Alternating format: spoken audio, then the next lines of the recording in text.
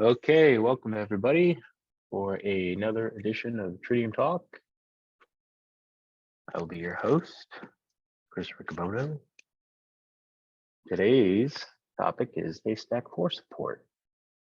This is a TridiumTalk highlighting the 4.13 feature overview series, which should tell folks that we are ramping up here at Tridium HQ for the next major version release. Excited to deliver a collection of new additions to the framework that the Niagara community can all get their hands on and try out new things, consider new design implementations, and stay tuned to all the Tridium talks of the series to get a sneak peek at them all prior to the release. And then in addition, there is always the early adopter beta program. If you really want to dig into it, I'll highlight that in a little bit. But today's main event is Haystack 4 support. And with me here to provide the demonstration is Eric Anderson, software engineer here at Tridium for several years. He wears many hats. He's not just data modeling. Covers quite a bit of ground, and most recently has been championing our backnet driver overhaul. So we'll start off with the agenda. I'm going to cover what's new with Niagara, highlighting some of the current available releases. Then we'll get into Haystack 4 support, today's main event.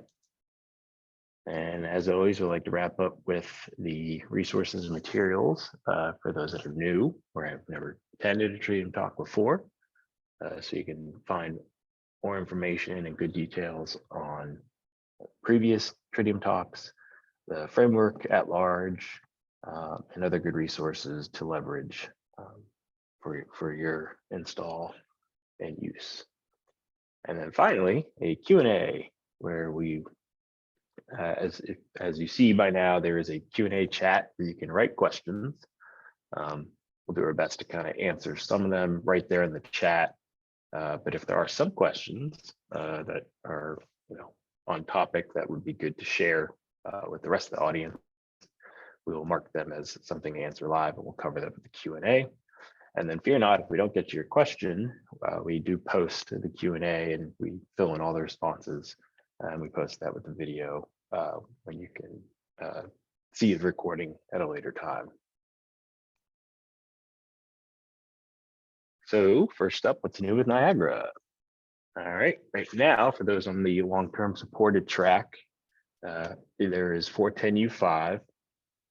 I think the Tridium talk we just did, as soon as I said that, well, a lot of questions came in and said, where's this brand? Where's this brand?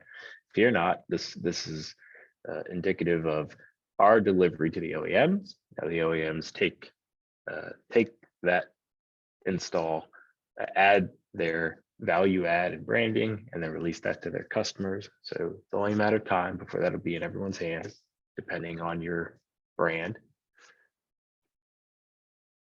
And as I mentioned, we're ramping up for the 4.13 release. So we are actively in beta testing and getting that installed on in production sites, actively controlling buildings. It's kind of a requirement, has always been a requirement of ours before we release. As such, that could delay a release if something's found. We act while we're in this period, or in constant communication with the sites, reporting metrics, and working on anything we see is not fit for production value. And the goal is just to iron out all the wrinkles, catch anything we haven't caught to date, which certainly happens given it's a framework and we allow people to build things however they see fit. So sometimes there's plenty of edge cases that we didn't consider, and that's the intent of beta testing. So this one it's one of my favorite slides that we always put together for a major release. It's my favorite because this represents over a year's worth of very, very hard work And it's nice to see everything all in one shot. And it covers the 5 pillars of that that pentagon we saw at the beginning there. These are the 5 major categories that really represent what every new feature we add to the framework will fall into one of these categories and can be leveraged for whether you're an installer, master systems integrator, end user. Each one of these features is targeting a particular use case. There's never a right or wrong. Well, sometimes there's a wrong, but there's never one right way to do certain things. And we appreciate everyone's feedback, trying out new things.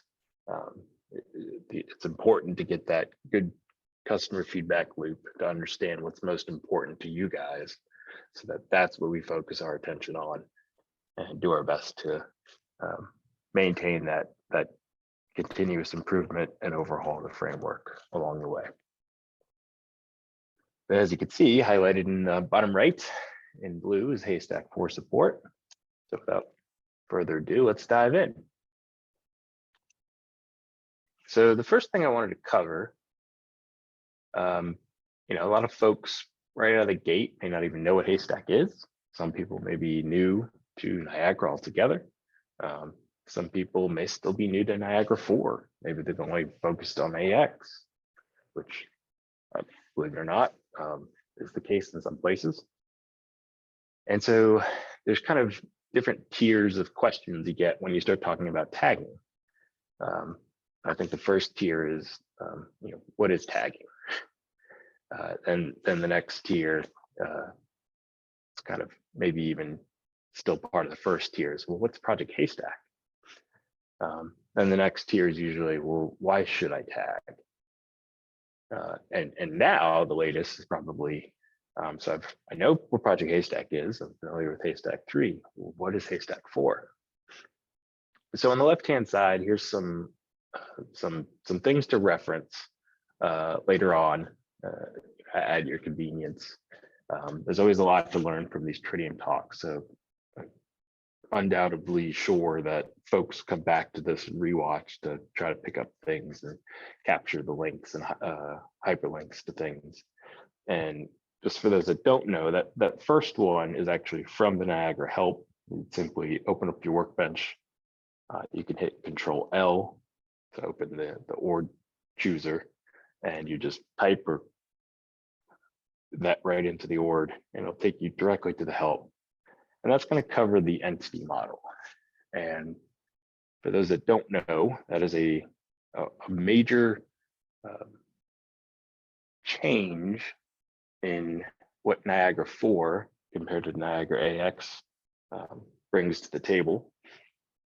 And that'll help people understand how stations now are constructed to represent a data model. And as such, you can tag that data model with valuable metadata so that the station itself can tell a machine readable story about what that station comprises of, which represents what's in the building. And the next tier is all about Project Haystack. That is straight off their website. It's from their documentation page, but it's the intro page. Just gives a really great, and it does get into the details a little bit, but it's just a really great overview of how it's constructed, what are the different technologies that are part of the stack, and then how you could see this technology leveraged in different ways to provide a proper taxonomy and ontology to a data model. And then the last is also from Project Haystack's website. It was an article from a few years back when they were first introducing Haystack 4. And I think it's a great overview that talks about sort of the evolution of Haystack 3 to Haystack 4. And on the right-hand side, we have just I took screenshots off of our events page on our website, which I'll talk after the demo about how to get to. But these are previous Tridium talks where we've covered some of these topics previously, and they may be seen as a little bit like a prerequisite versus just about tagging in general within Niagara. The second is about the HTML5 tag manager, which is from the browser, you being able to go to a view that has a couple of different powerful tools to do tagging within a station. So I find that very useful for the scenarios where maybe the building is already installed, has been, and now building owner wants to get into tagging to leverage it for whatever variety of reason they have.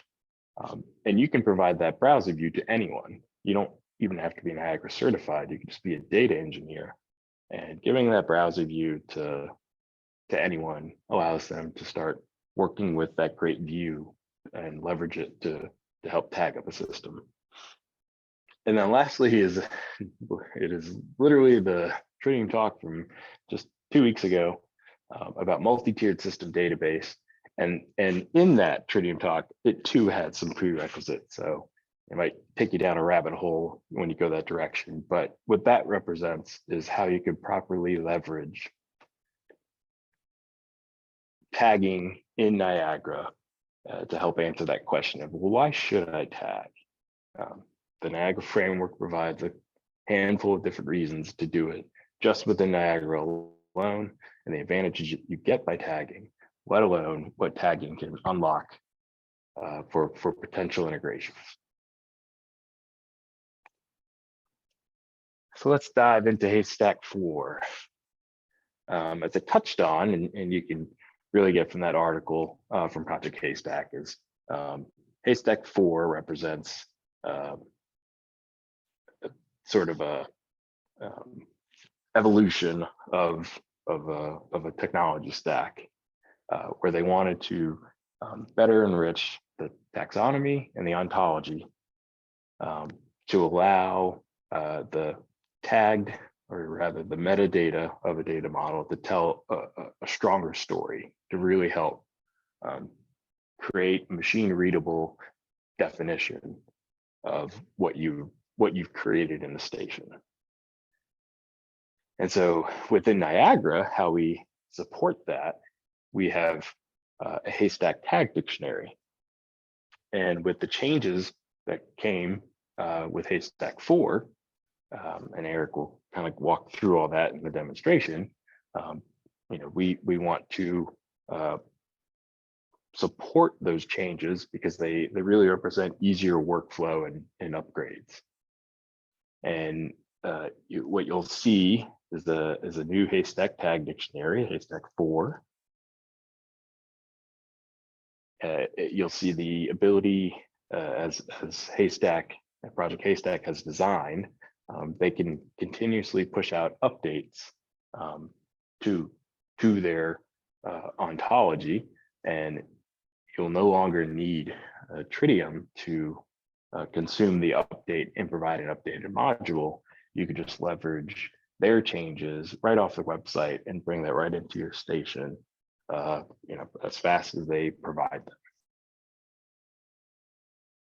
And then obviously some people have already been into tagging and they may have leveraged Haystack 3. And now Project Haystack has evolved and need to go to Haystack 4. So we thought a really good addition would be the ability to just migrate your tags over to Haystack 4. This way you're not, if you've already done the work, you're not having to redo 100%. And Eric will kind of show you a little bit of what that process looks like. And as with all this tagging work, it's rare that anything brings you 100%, but you'll see how close you can get and provide any kind of customer or integrator with rich taxonomy and ontology to your station, which again is both leveraged by features within the Niagara framework alone, let alone things to integrate with. So without further ado, we will let Eric Anderson take over the screen share and look forward to seeing what he can show. Thanks, Chris. 1 second.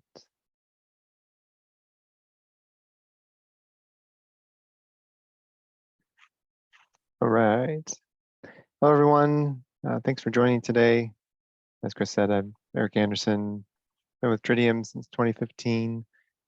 A lot of work on tagging for a long time. Now working in BACnet.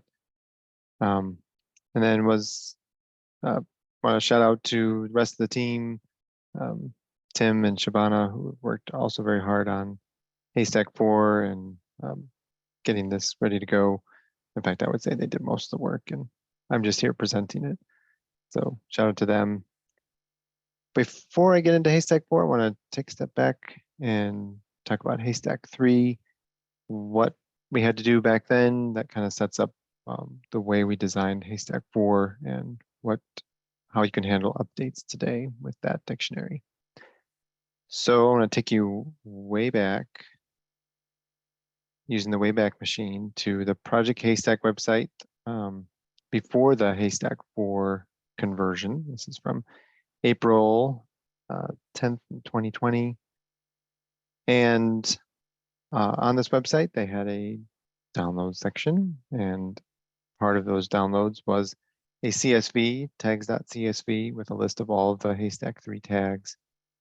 And then a little further down, they had these equip point listings, and I have some of these loaded up. So this is for AHU. So these would be different point combinations you would expect on an AHU equipment. Here's the kind of the same listing, point listing for a VAV.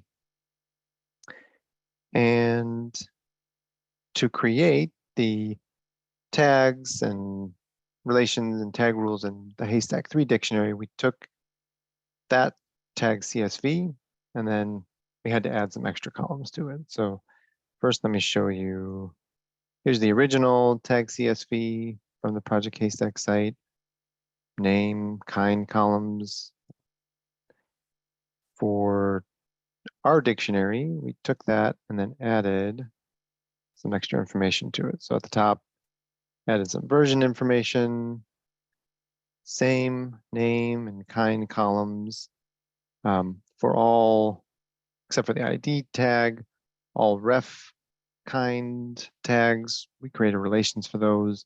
Everything else, we created tags. The smart type column here specified a tag type to imply instead of the normal tag type. So instead of marker, implying a marker tag, you might imply a different smart tag type. These relation columns define tag rule conditions for implying that tag. For example, this connection marker tag is implied on all device network components in the station. A little further down, the equip tag, equip marker tags implied on all B devices in the station. And then the ID tag is implied on all components in the station.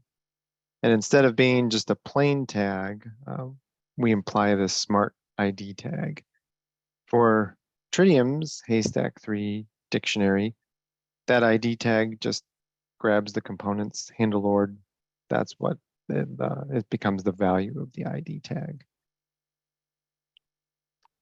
At first, all of those equip point listings, we bundled those all together in Haystack RT and loaded them all separately. Later on, we kind of packaged those up into an equip CSV. So we have here, there's the name of the tag group, and then we have a tags column with all of the tags that are in that tag group.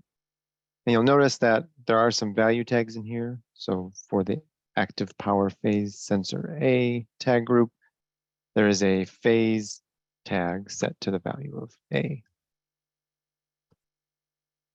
Let's go to Workbench now. In the Haystack palette, here's the Haystack 3 tag dictionary. I'll drag that to tag dictionary service.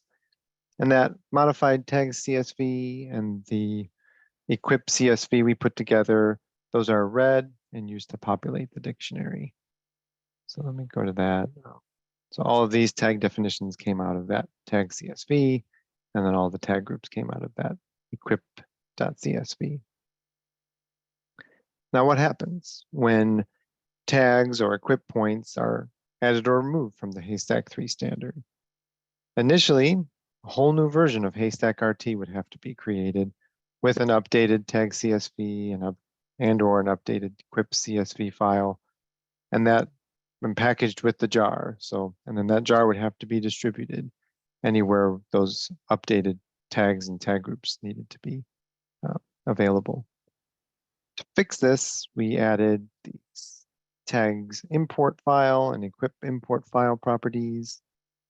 Then the content of these files that you specify will be merged in with the base tag CSV and equip CSV files.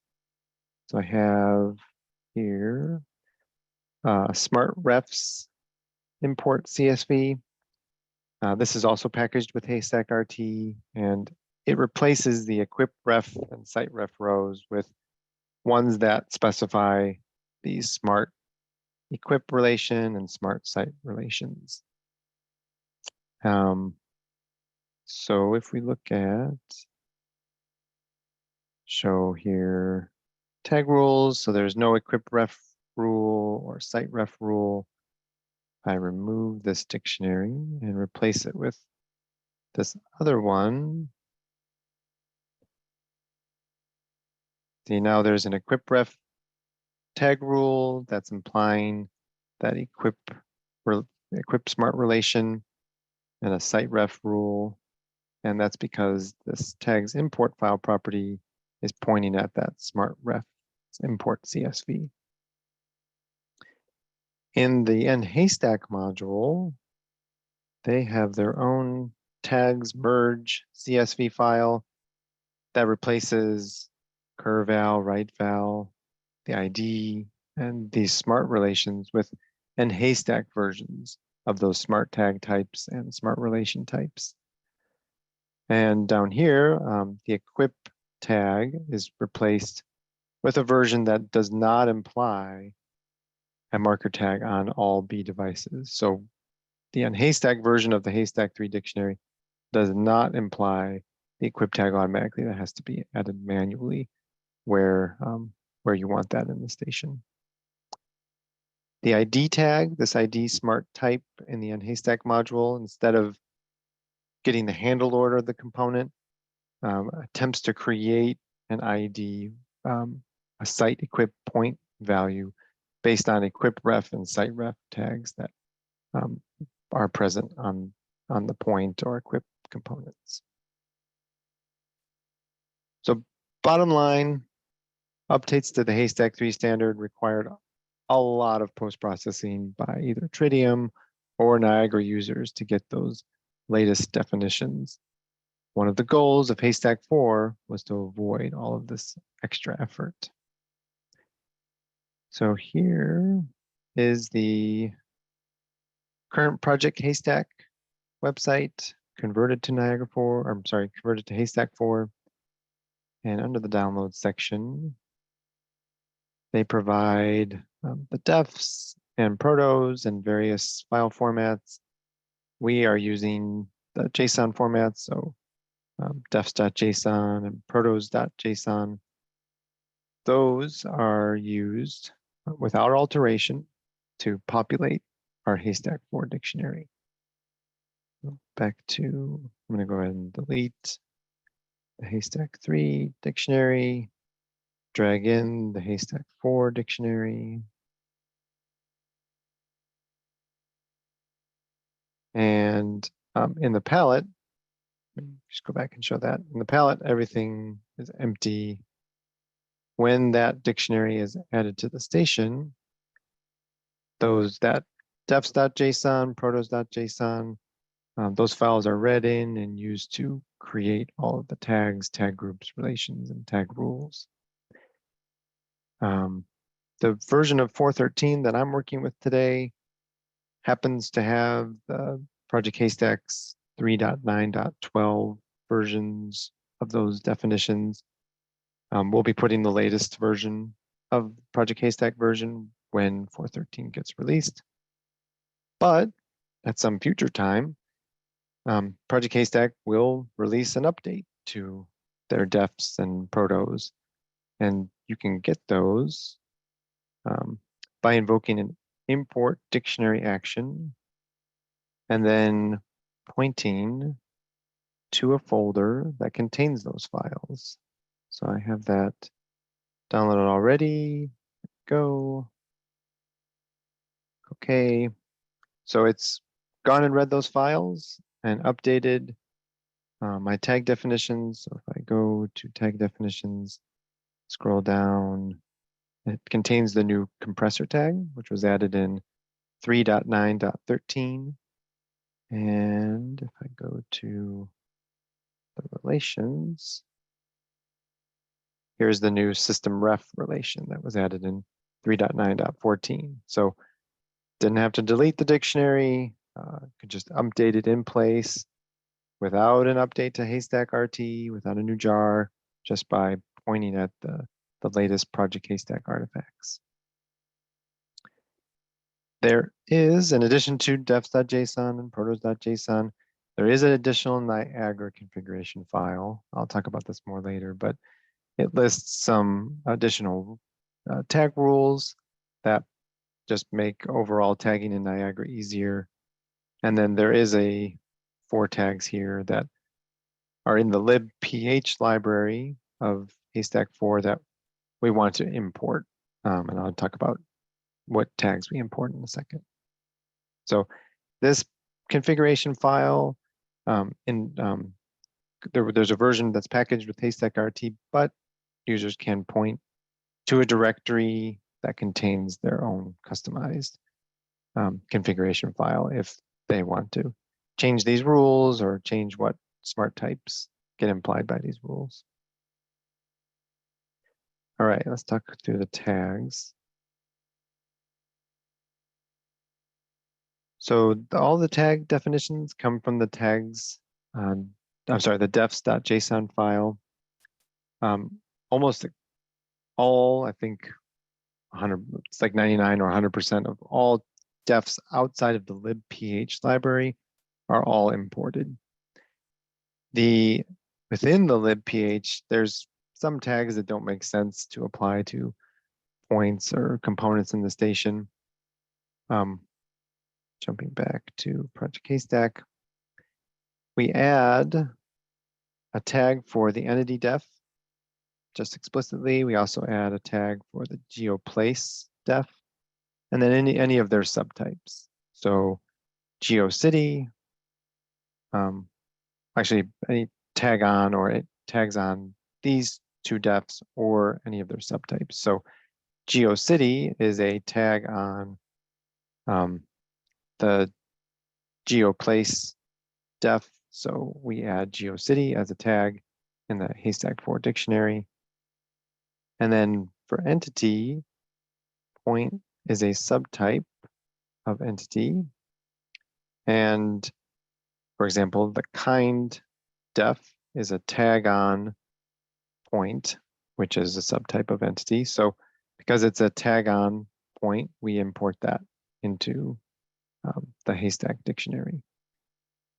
And yep, so those are the automatic ways that we add tags. And then, as I mentioned, there are these 4 additional tags that we include on top of those. So that is how we populate our tag definitions. In addition to, yep, so there's the regular tag definitions, and then in Haystack 4, there are choice tags. So choice tags define an exclusive relationship between a set of marker tags or tag groups. In Niagara, we model these as dynamic enum tags. So one of those, let me hop back here. One of those is the pipe fluid choice tag. And the pipe fluid has this of def, which is pointing to the fluid def. So any subtypes of the fluid def are the choice values for the pipe fluid choice tag. So if I go to this point, let me refresh. Haystack 4, pipe fluid. Here's my choice tag, add it, and then I can pick one of those choice values. Let's pick cool water. So now I've added this choice tag. Implied, because I picked the cool water value, is this cool water marker tag. And that, because that marker tag is there, we have the cool marker tag and the water marker tag. So this cool water is a tag group. And then because that tag group is implied, so is the cool and water tags. So that is one way that choice tags are defined in Haystack 4. The other way, hop back here, go up to cooling process. There's no of def on this cooling process choice tag. So in this case, it's the subtypes of the cooling process def that define the choice values. So back in Niagara, let me grab another point here and add cooling process and condenser cooling. So now, because I picked the condenser cooling value of this choice tag, the condenser cooling marker tag is implied on this point. And let me show the rules. So there's the tag definitions for those choice tags, and then there are some supporting tag rules. So here is the cooling process condenser cooling rule. So if the cooling process tag is present and it's equal to condenser cooling, then we imply the condenser cooling marker tag. And there are no tag groups or relations implied. And all of these choice tag rules are added automatically based on defs.json. All right, tag groups. So tag groups come from two places. One is conjuncts defined in defs.json. So for example, here is the AC elect conjunct, and that gets turned into AC elect tag group. That implies the AC and elect marker tags. In addition to the conjuncts, there are prototypes in Haystack 4, and all of those are listed in the protos.json file. So here's an example, air CO2 concentration sensor point. Find that tag group. Here we go, air CO2 concentration sensor point implies all of these tags. And so those are all these tag groups added automatically when the dictionary is populated based on the Project Haystack files. Relations. We add support for all the subtypes of the ref def in Haystack 4. We do it in two ways. The first way is we add, let me go back here. We add a string value tag. So let's go air ref. So here's a string value tag that you could add to any component in the station and then manually enter the ID of the parent or substance source entity for this ref tag. In Niagara, though, we encourage people to use relations. So in addition to those string value tags, we also add back here there are a few tag groups. Let me scroll up and collapse this. So for every ref subtype, except for the ID ref, we add a relation, and I'll be creating a relation a little bit later in the presentation. So that's that's where the relations come from. I want to talk about some smart relations. So as with Haystack, the Haystack 3 tag dictionary, which has equip and site ref smart relations, we have Haystack 4, equip, site, and space relations, smart relations. And the way those work, I created some hierarchies to demonstrate this. So here I have a single site in the station, but it doesn't know any of its subspaces or equips or equip points. Same with the spaces. Well, actually the spaces have explicit space ref relations between them. So those were created manually, but the spaces don't know anything about any equips or equip points. And then I haven't defined any equips in this station yet. So to do that, I'm going to go up to my Niagara network. I have some Niagara stations added there. And I'm going to add the equip tag. So as with the Haystack version of the Haystack 3 dictionary, we are not implying the equip tag on all B devices. It will have to be added manually where appropriate. So I'm going to add it here to these Niagara stations. And once I add this equip tag, now any descendant proxy points underneath these B devices will have a equip ref relation up to these equip components. Next, I'm going to create a relation from this space. It's a folder, but it's has a space tag on it, so it's representing a space in the building. I'm going to create a relation from these equips to that space, a space ref relation. And then finally, I'm going to, these spaces have space ref relations between them. I'm going to create a site ref relation from to this site from this space.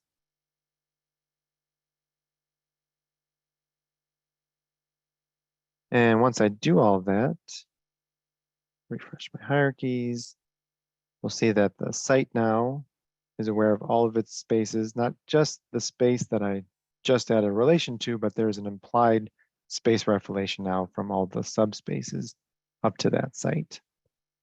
And now the site has an implied site ref relation from all of its sub-equips. And I'm sorry, from all the equips in subspaces that are in that site. And it also has an implied site ref relation from all of the equip points. Same with the spaces. All the spaces had space ref relations already, but now space 3 has an implied space ref relation from its equip. Actually, I'm sorry. The equips have, we created this relation explicitly, but there is an implied space ref relation from the equip points now to space 3. And then here are the equips in the station, and here are the implied equip ref relations from any descendant proxy points to that equip. So just by adding a few tags and relations in a few places, a bunch of other relations are automatically implied.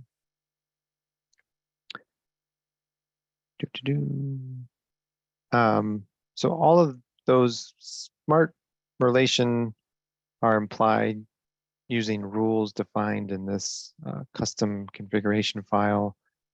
So here's the equip ref rule that's implying this equip relation using the always condition. So throughout the station, it's going to attempt to imply this smart relation.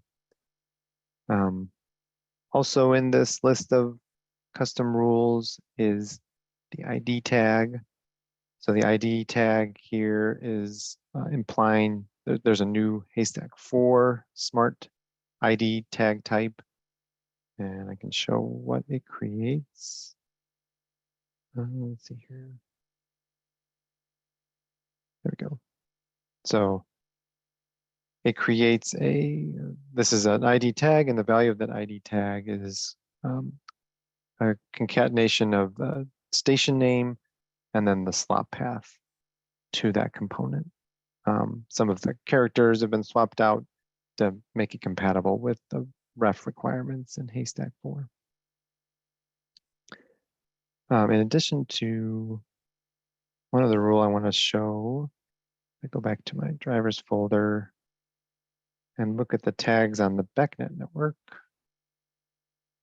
There is a BACnet tag implied on this BBACnet network because of a custom rule in this Niagara configuration file. So here's implying that BACnet tag for all BACnet networks, or the single BAC network, you can only have one. All right, yeah, so looking at the tag rules now, there's all of those custom rules that I was just talking about. There's all of the rules that are generated based on choice values. And then the last set of rules is based on the def type hierarchy in Haystack 4. So going back to the website, here is the phenomenon tag. And the phenomenon has a bunch of subtypes. One is the substance tag, which a subtype of that is fluid, and then liquid, and then finally water. So in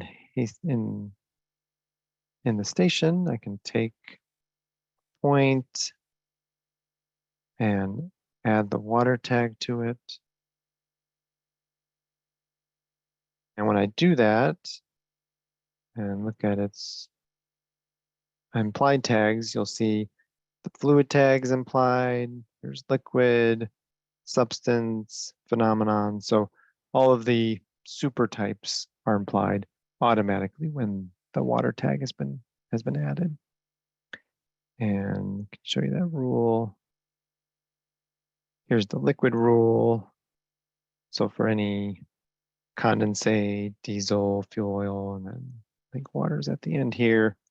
If the water tag is present, then imply this liquid marker tag. And same with fluid, that one's a little simpler.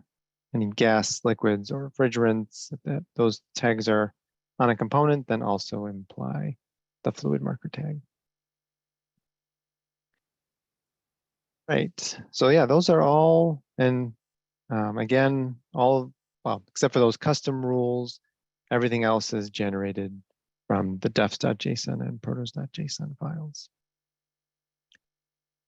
As Chris mentioned, to support people who have already applied Haystack 3 tags to their station, we have added some migration support. Migration is not the best word at this point because we're not actually removing any of the Haystack 3 tags. We're just adding Haystack 4 equivalents. That might change soon. We might be adding an option to also delete the Haystack 3, but as 4.13 exists right now, we are just adding Haystack 4 equivalents. And we did that so we wouldn't break any existing Haystack 3 queries, either searches that people run or Haystack 3 based PX graphics. And two ideas that have been raised to our attention is possibly migrating tag rules. That doesn't happen right now, but we are considering that as a future feature. And then also migrating PX pages that may have tag-based PX bindings in them, converting those queries to Haystack 4 queries. So features not in 4.13, but may be picked up in a future version of Niagara 4. So here I have a station that has Haystack 3 tags on it. Drag this in here.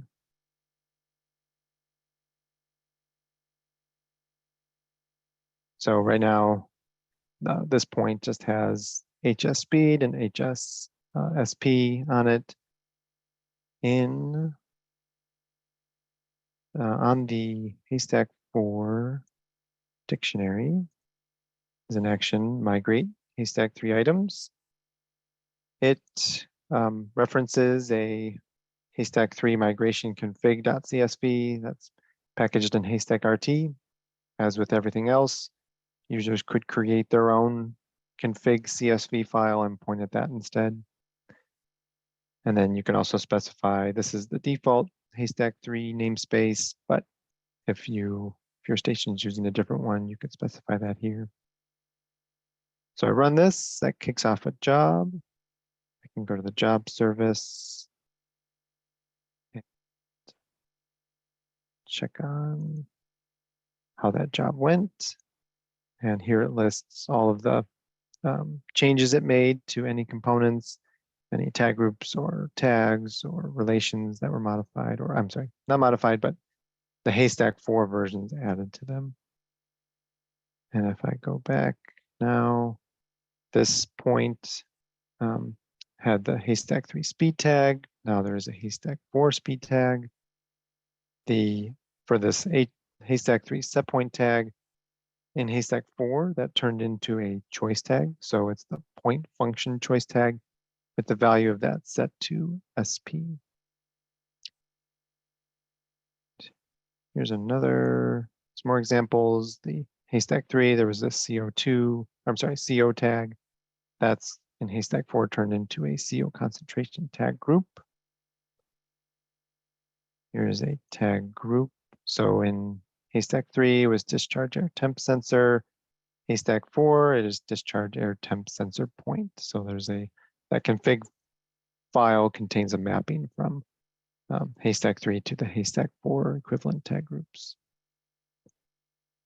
Wanted to show this off. In Haystack 3, I mentioned earlier, there was this active power phase sensor A tag group that had included a value tag. The phase tag was set to a value of A.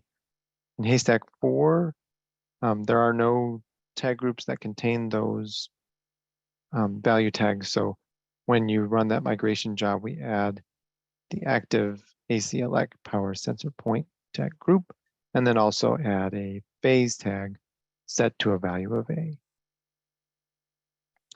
Finally, and I forgot to mention that all of these migration changes are based on this changes 3 to 4 page on the Project Haystack site, where it talks about what has changed between 3 and 4. Here is the CO to CO concentration. I'm going to show a relation in a second. And then the weather tags changed a little more drastically. And you can see that here on this point called weather. In Haystack 3, it had the apparent and temp tags. The Haystack 4 equivalents are an air and feels like tag. And then, yeah, real quick, the relation. Look at the relation sheet. In Haystack 3, it was an AHU ref. And Haystack 4, that was converted into an air ref. So yeah, that's all I had to show. Thanks so much for listening and attending. I'll hand it back over to Chris for some Q&A.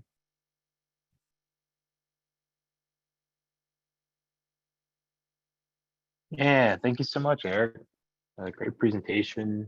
One thing I did want to point out, so he was in Workbench, but he was using the HTML5 tag manager, and something you may have caught, but you wouldn't see in the previous TridiumTalk where we've shown that off. When you mouse over a tag group, you now get a tooltip to explain what tags are going to be implied by said tag group. And a big shout out to Andy, who helped implement that out of the UK office.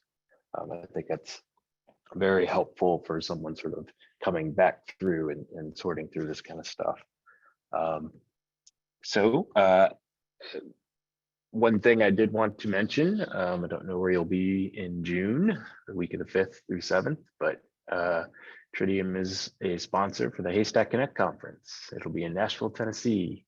And, it's a great opportunity to join like-minded individuals to learn all about data modeling.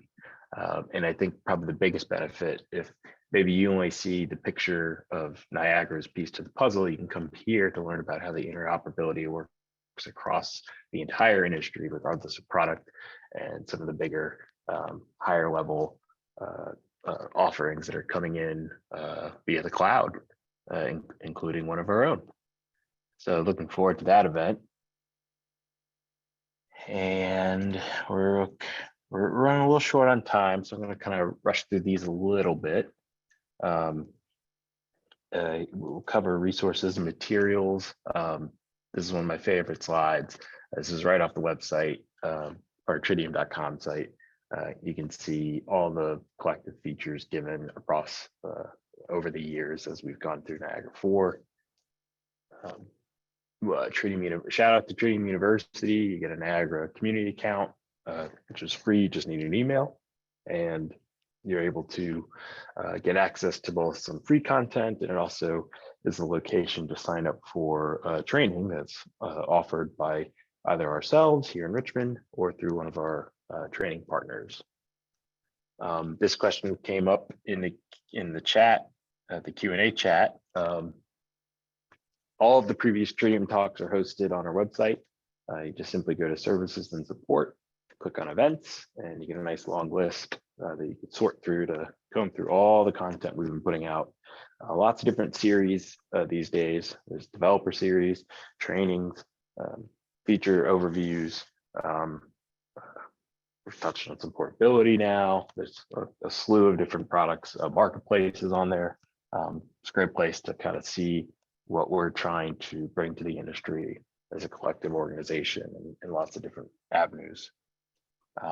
Always like to give a shout out to James and Kevin. We have a YouTube channel, and there's some good videos on there where you can pick up tips and tricks. It's always a lot of fun. And we'll hit Q&A. I think this first question I wanted to ask that came through the chat, and I'll let Eric, I'll kind of toss it in your direction, and then I'll have something to follow up with. The question was, if you, and this is referencing the import of the JSON. So if you update offline before you load it to the controller, will it also use the latest version during commissioning? And Eric, I'll let you answer, but the answer sort of is no, because the object's not running if you're offline.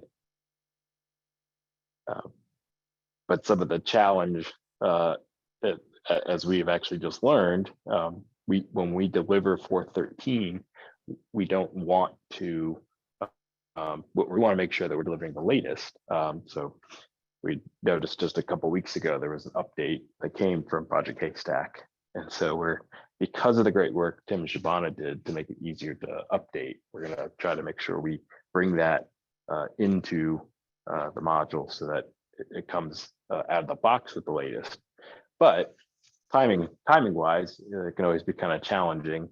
We will try to make that sort of a maintenance task with each of the releases to try to grab the latest and greatest. But that's sort of the purpose of providing this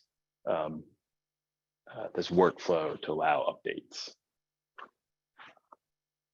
Yeah, so if the dictionary is empty when the station starts up for the first time, it will go and try to import all of those tags and tag groups from whatever defs.json and protos.json is packaged with Haystack RT. So it will, if the dictionary is empty, it will attempt to import. It won't attempt to import automatically every time the station starts. So we don't want to change anything. So if you upgrade to the latest version of Haystack jar, it will not look at that defs.json and attempt to re-import it. We don't want to mess up anything in a station if a tag was removed or some tag groups were changed. We don't want to mess up current operation of the station. So the import dictionary action would have to be executed or invoked manually to get the latest versions packaged with Haystack RT, or as I showed in the demo, you could point that import action at just the latest files that were downloaded and use those to update the dictionary.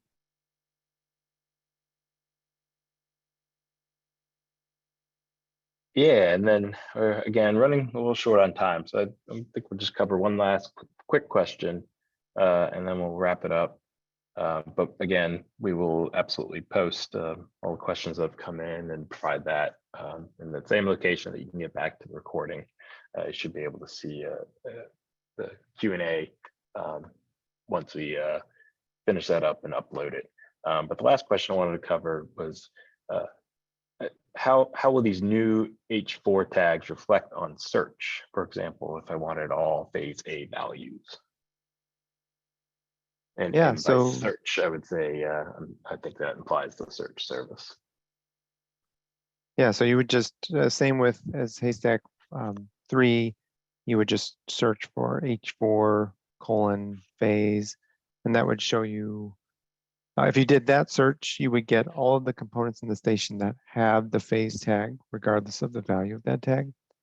Then you can also type in the NQL query H4 phase equals, and then in quotes A, and then that will show you return all of the components that have the phase tag set to a value of A.